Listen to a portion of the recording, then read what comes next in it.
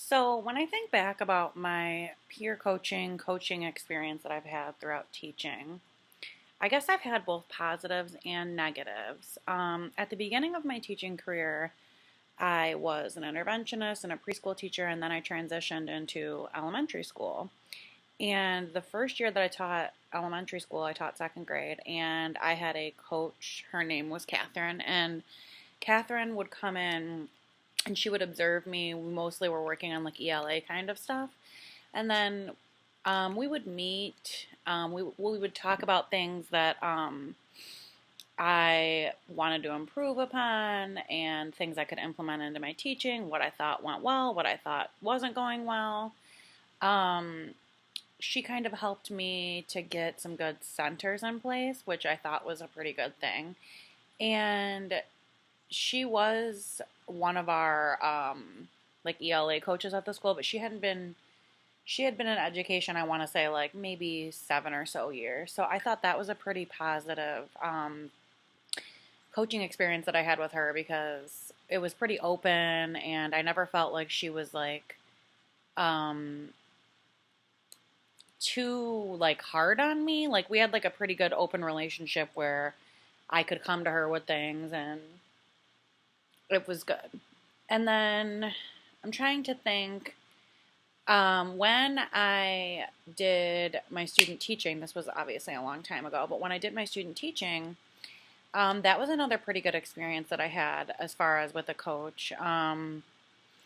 During that time, I got to record myself for a lesson, and that was interesting because I just noticed things about my teaching that I probably wouldn't have noticed otherwise. Like, I think my mentor teacher was the one that recorded me. Um, so I just noticed things about my teaching that I probably wouldn't have noticed otherwise. Like, I got to reflect on it. Well, she observed, obviously, and then she was the one recording, but I got to reflect on my lesson.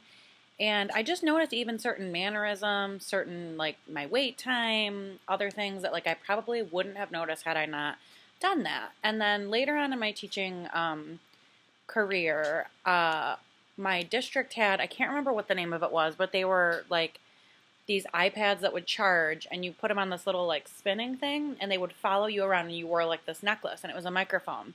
And so the iPad would like follow you around and it would watch you. We had several of them for the building, but we could check them out. And I did it a few times and that again I felt like was a good reflective process for teaching. Like I just did that and the kids knew like if I was asking questions, I might come around and I would hold up my necklace to like so that I could hear their response to a question. I thought that was pretty effective as well. Like it helped me. And then I talked about it like with my mentor that I had at that school, things I wanted to improve and things like that. But I'm trying to think as far as like other experiences. There was one point in my teaching career where there was someone new that came into our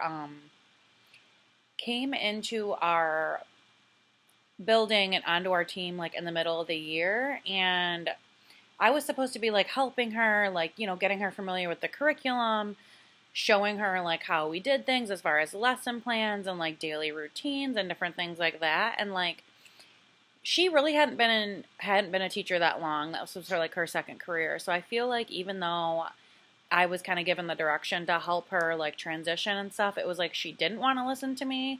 So it was a little bit frustrating because I had been there a few years and I was just trying to like help her out and, you know, help her adjust and things like that. But